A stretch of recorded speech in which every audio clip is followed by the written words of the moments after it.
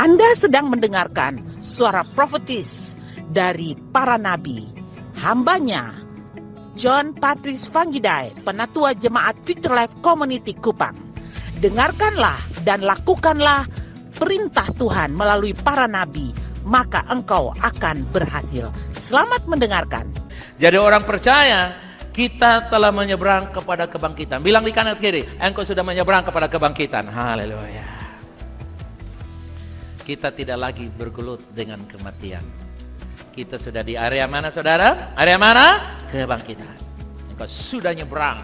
Haleluya.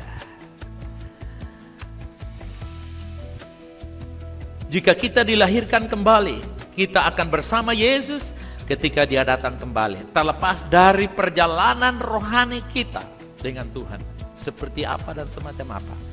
Tapi prinsipnya umat Tuhan, ketika Dia melahirkan kita kembali dengan kita percaya kematian dan kebangkitan Yesus, maka keadaan itu sudah Dia. Seperti orang yang kalau lahir, seorang bayi yang lahir, saudara tidak bisa bilang, oh dia belum sempurna, dia belum kuat, oke. Tapi kalau sempurna sudah.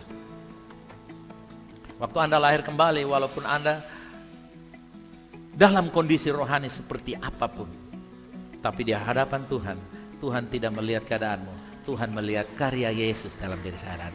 Haleluya, amen. Jadi saudara kekasih, katakan kelemahan saya ada, tapi tidak boleh menguasai saya. Amin saudara. Disiplin boleh. Puji Tuhan, hari ini saya lihat ada yang takut pintu tertutup. Saya lihat kiri kanan kalau Omais karena tutup di luarnya, haleluya. Akhirnya boy yang kena tutup, no? Kita ada lihat dari HP tadi. Puji Tuhan, ini bukan surga saudara. Tapi saudara kita belajar bahwa saudara lihat kelemahan sana sini, kekurangan sana sini. Ya. Kalau saya mau ikut mau saya ini banyak kali saya terhambat, tidak bisa berdoa, tidak bisa khotbah. Kenapa? Karena kan di jalan raya orang memaki saya. Dia susah lah bisa memaki. Dia mau potong jalan kok bebel dia. Kan dia mau potong jalan. Kalau saya tidak bel kan tabrak dia. Harusnya dia bilang, terima kasih Pak sudah bel. Dia lihat, dia turun. Nah kalau saya mau saya buru kaca, akhirnya ketemu pukul menjadi hot malah. Bilang kiri kanan, kalau ikut kelemahan kamu tidak di sini. Kasih tahu. Apa saya bilang apa? Yang setuju katakan. Wih, semua babato keras. Iya dong. Tapi Yesus sudah selesaikan semuanya. Anugerah itu bisa bekerja di mana tidak ada layakan di sana. Jadi semakin saudara rasa tidak layak, di situ anugerah melayakkan saudara. Amin. Bukan berarti kita setuju dengan kelemahan, bukan. Kita akui kelemahan, tapi Yesus sudah membenarkan kita. Bereskan, jalankan.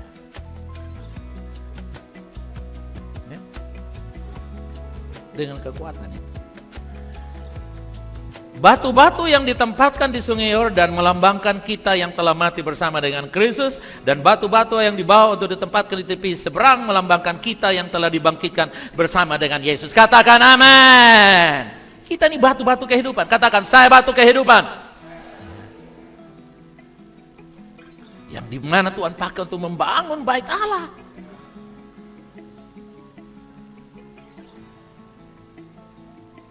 Jadi kalau kita kembali kepada peristiwa Lazarus, Yesus berkata kepada Lazarus, kenapa Yesus berkata, Lazarus keluarlah.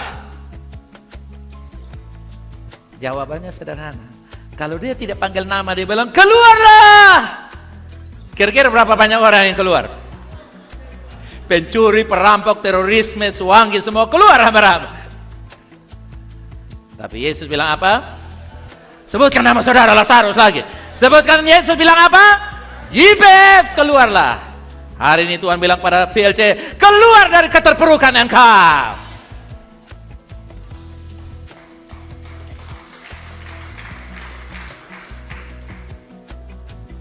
Lalu yang berikut, saudara tanya lagi. Renungkan nanti Tuhan kasih. Jadi Lazarus dibangkitkan dari kematian. Dan waktu itu saudara kasih, dia masih terikat oleh kain lenan, betul ya? Lalu Yesus bilang, loose and set him free. Buka dan biarkan dia pergi. Nah inilah yang prinsip doa kelepasan biasanya pakai ayat ini. Kenapa kamu sudah terima Yesus mesti dilepaskan lagi? Dilepaskan dari ini. Lepasannya banyak. 5 tahun lalu dilepaskan, 15 tahun kemudian dilepaskan, dan akhirnya mau mati pun dilepaskan. Oke. Artinya begini, saya mau menguatkan saudara bahwa kelepasan terjadi setiap hari. Kelepasan terjadi berapa hari? Caranya bagaimana? Ketika kita bersekutu dengan Tuhan dan firman dan doa, kelepasan terjadi dalam hidup kita. Kalau tidak, kita hanya minta seseorang tertentu yang dianggap punya urapan untuk doa kelepasan. Dan nanti kalau kita tidak sempat ketemu dengan beliau-beliau yang punya urapan itu, kita merasa terikat. Dan karena kita merasa terikat, Tuhan bilang go, kita bilang no, go, no, go, no. Kenapa? Karena kita masih terikat. Padahal dengan kebangkitan Kristus membuat segala sesuatu jadi efektif. Haleluya. Katakan, di mana saja saya bisa dilepaskan. Katakan. Kapan saja. Dengan apa saja saya pernah diikat, saya bisa dilepaskan. Termasuk mimpi-mimpi negatif, saudara tumpang tangan. Kan mimpi dari alam bawah sadar, taruh sini. Dalam mimpi yang saya tengkik. Perasaan takut anjing juga. Dalam namanya perasaan anjing, takut anjing saya tengkik. Perasaan, saudara bisa urus diri sendiri. Diri sendiri bisa urus orang lain lagi.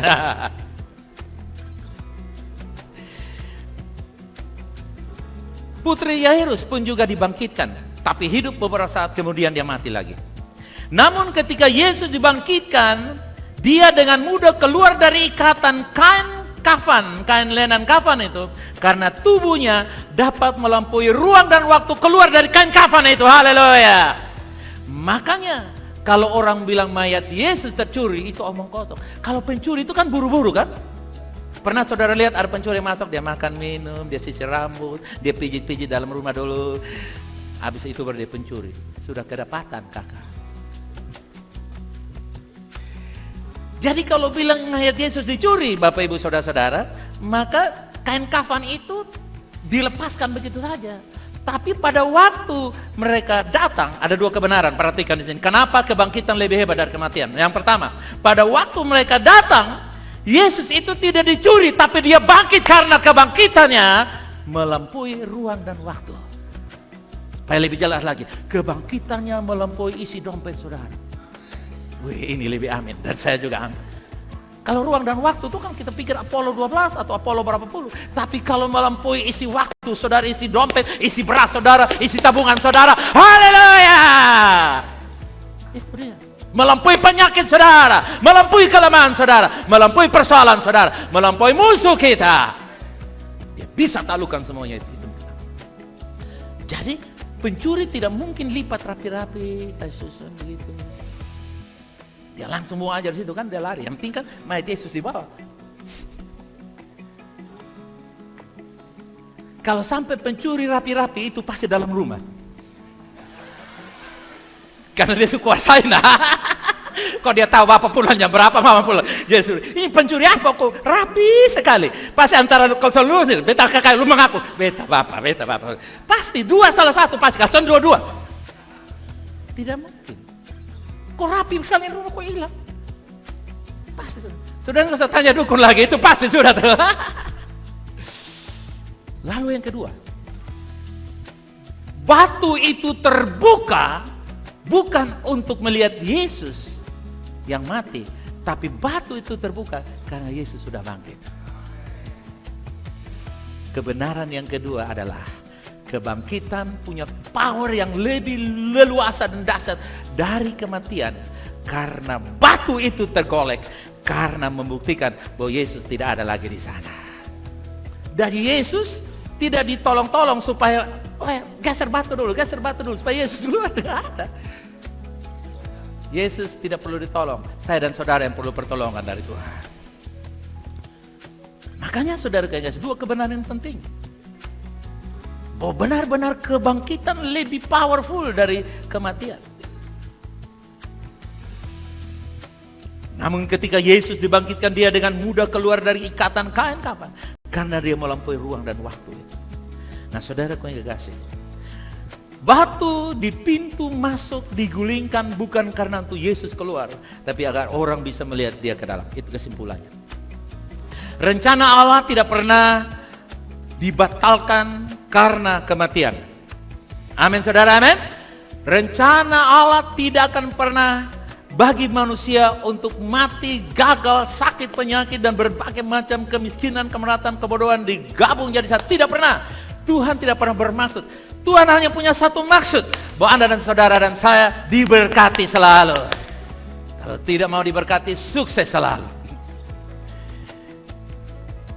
Dua kata.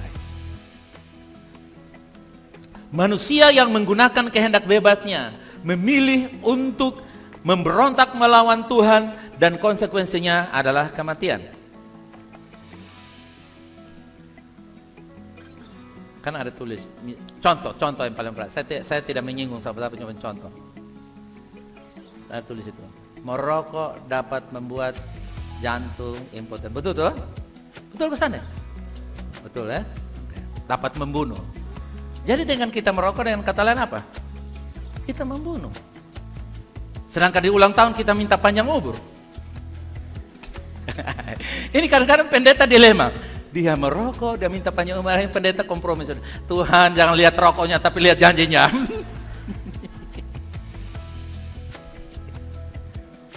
Bilang kiri kanan, lu jangan bikin susah pendeta khotbah.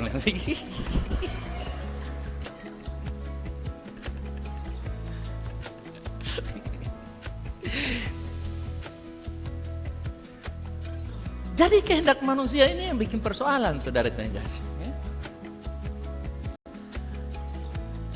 Tuhan, pokoknya ini kali sapas yang lewat itu jodoh saya Tuhan. Nah kalau yang lewat Sabti Mai.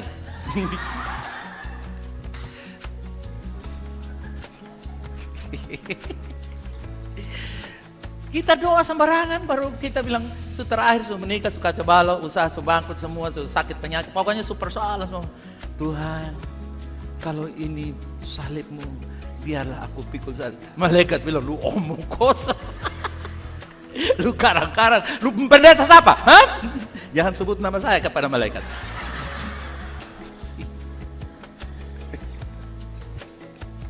Itu bukan salib dari Tuhan, itu perbuatan salah sendiri. Amin saudara. Ini perlu saya bahas di konteks, karena seringkali kebangkitan Yesus menjadi sirna gara-gara free will kita disalahgunakan.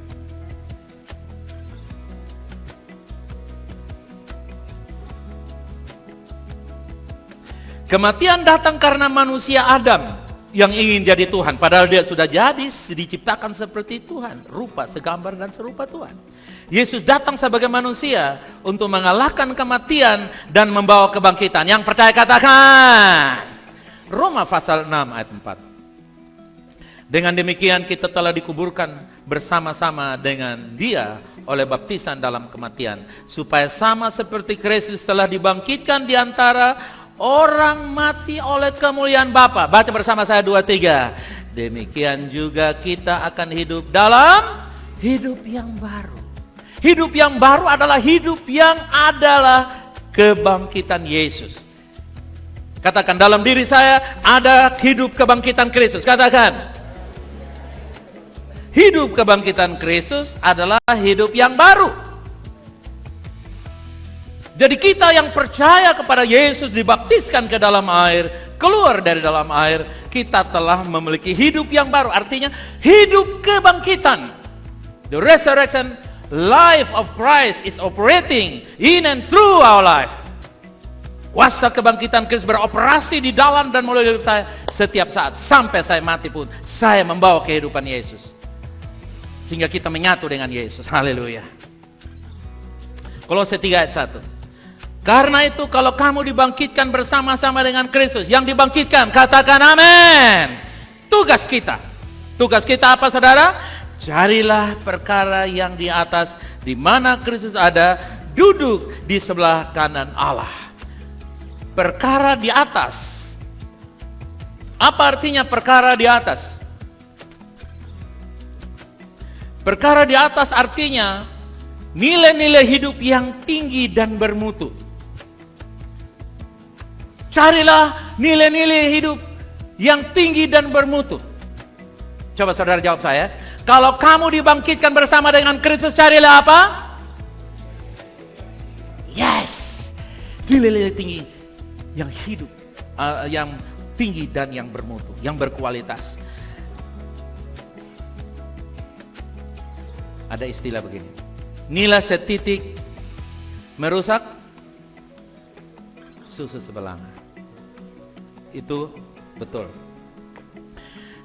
Tetapi bagi kita yang mencari perkara di atas, hidup yang bermutu dan lebih mulia, nilai setitik tidak mempengaruhi cara hidup kita, kecuali kasih menutup banyak sekali dosa. Katakan amin. Kalau kita punya paham filosofi nilai setitik merusak susu sebelanga, jemaat ini rusak. Karena pasti nilai kekurangan itu pasti ada.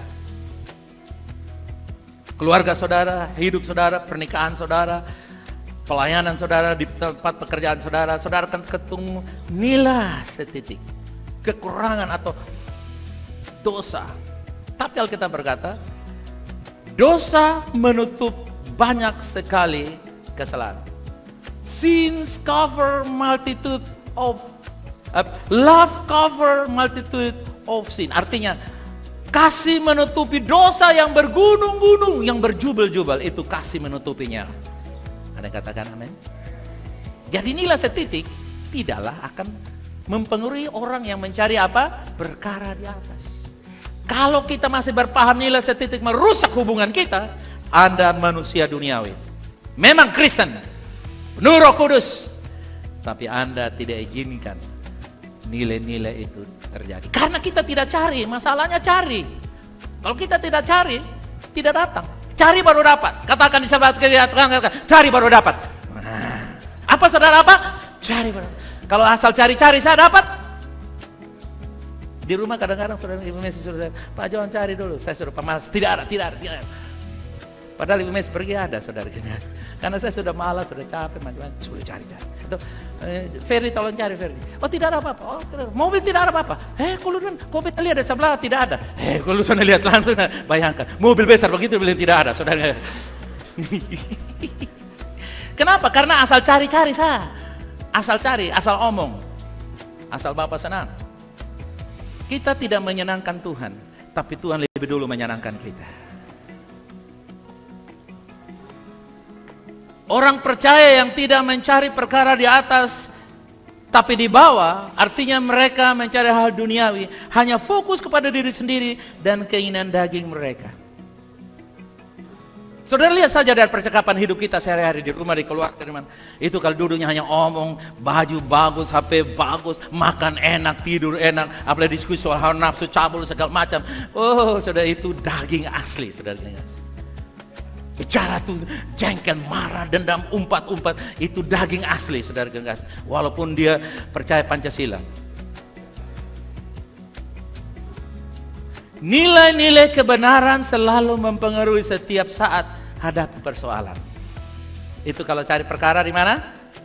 Waktu cari perkara di atas, dia ada posting, dia singgung selalu. Kok baru singgung? Dia tulis nama, sonde. Tapi itu tuh berarti namamu sudah diganti dengan posting.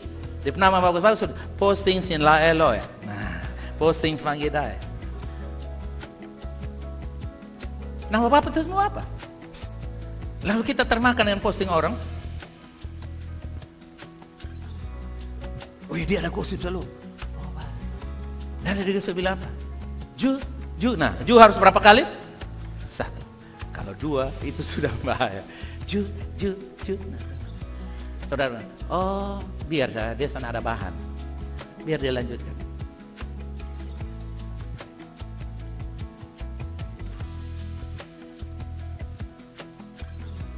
Kita ketika menghadapi persoalan, istri kasih tahu sama suami, Papa, keluarga kita benar-benar baik, Mami, mari kita berdoa. Tapi karena istri emosi, jangan pakai berdoa lagi, jawab sudah. Bayangkan saudara gitu.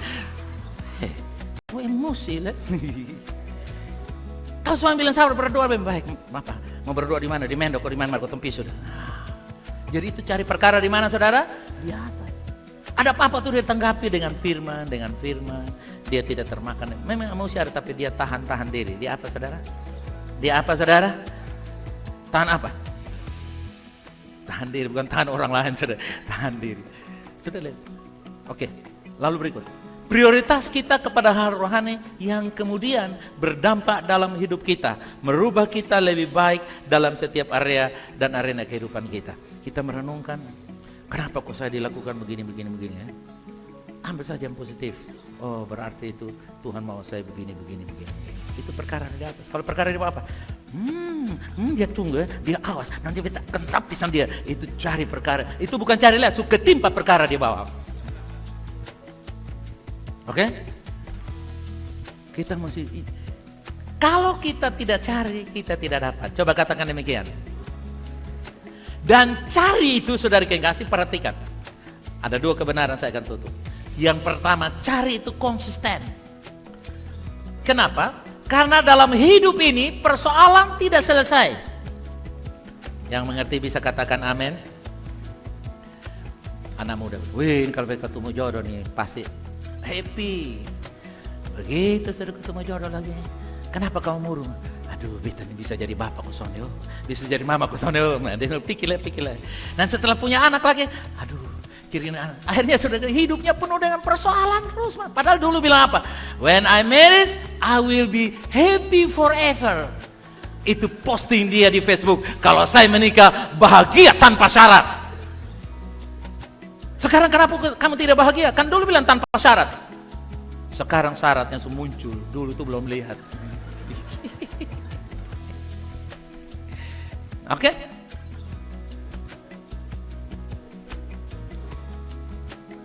Cari itu saudaraku sesuai dengan kebutuhan. Amin saudara.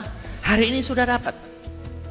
Ada masalah belum punya rumah, cari. Nanti kalau sudah dapat rumah lagi, apa lagi? Kalau sudah bekerja, kerja apa lagi? Kalau sudah sembuh, apa lagi setelah sembuh? Dicari terus. Sampai kita sedang cari, tahu-tahu Tuhan datang. Yang kedua itu seperti 5 anak darah. 5 anak darah itu saudara kekasih, mereka terus mencari hubungan dengan Tuhan, bangun hubungan, nilai-nilai mereka tangkap, mereka prioritas. Lalu 5 anak itu tukang goda-goda. Entah di sini ada 5 yang bijaksana dan tukang goda, saya kurang tahu yang mana saudara. Tapi ada 5 anak darah, yang bijak dan bukan, yang suka goda-goda. Nah, dia lu jantan, lu bagi beta. Desan. Ya kan. 5 yang duniawi, bodoh tuh duniawi, tidak mau cari perkara di atas. Lumanya doa puasa Daniel, lu mau doa puasa Obed jus jadi sah, Deson mau ikut. Tapi ketika dia punya kebutuhan rohani, ingat, kebutuhan rohani tidak bisa isi dengan suami, istri, harta, benda, uang, segala macam dunia ini tidak bisa ganti dengan kebutuhan rohani. Kebutuhan rohani siapapun dia, termasuk orang kafir yang ateis, ada saatnya rohaninya berkata, kamu perlu Tuhan. Dan pada waktu dia rasa perlu Tuhan, dia mulai datang ibadah, baca firman, berdoa, bersekutu, berpuasa, isi minyak. Waktu dia pulang ke luar pintu, dari dalam bilang apa? Masih ingat? Aku tidak mengenal engkau. Padahal dulu mereka sama-sama 10 orang. Inilah saudara yang kasih, kelalaian orang percaya yang sudah percaya kebangkitan Yesus, tapi mereka lebih senang mencari perkara-perkara duniawi. Makan perlu, pakaian perlu, 4 sehat, 5 sempurna diperlukan. Tapi ingat, kalau 1 susah, 3 sengsara. Artinya kalau kamu makan pun susah dan sukar, itu bukan alasan. Karena Tuhan bisa memakai kesukaran-kesukaran itu untuk menjadikan kita pribadi yang rendah hati. Haleluya. Amin. Bilang di kiri kanan, carilah perkara yang di atas. Prioritas. Coba angkat tangan saudara, katakan, hidup saya hanya untuk perkara di atas. Katakan, haleluya. Saudara yang bersepakat dengan saya bangkit berdiri, saya mau mendoakan untuk saya, untuk saudara, untuk kita semua, biar kami mencari perkara-perkara yang di atas. Amin. Bapa di sorga, pagi ini aku berdoa, membawa setiap kami, hidup kami, tadi yang lagu itu tadi, hidupku menggenapi Mari kita nyanyikan lagu ini sebagai doa kita. Tanda mujizat sertai tiap langkahku, Kau bersamaku di dalamku, jadi bukti kebesaran-Mu. Hidupku menggenapi firman-Mu.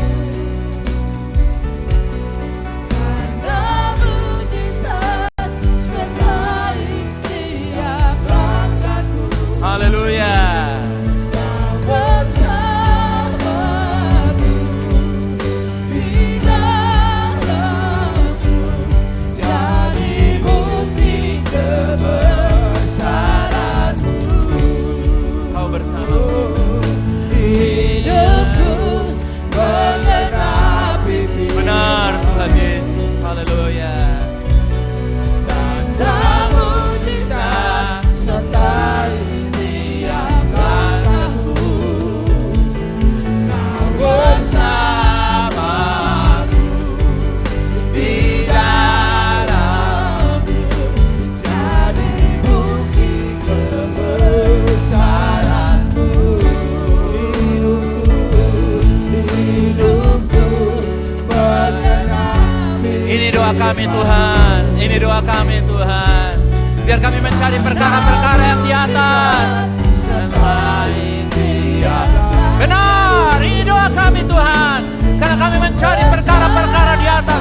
Prioritas hidup kami perkara yang di atas. di dalamku,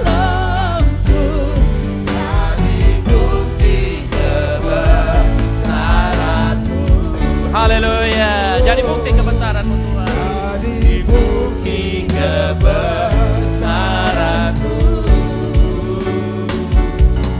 Jadi bukti kebesaran-Mu. Haleluya.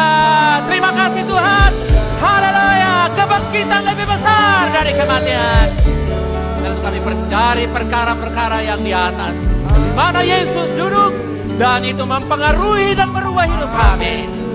Membawa kami sampai hari akhir. Dalam nama Yesus yang percaya katakan. Kebangkitan lebih besar dari kematian. Katakan. Oke, Tuhan memberkati. Silakan duduk.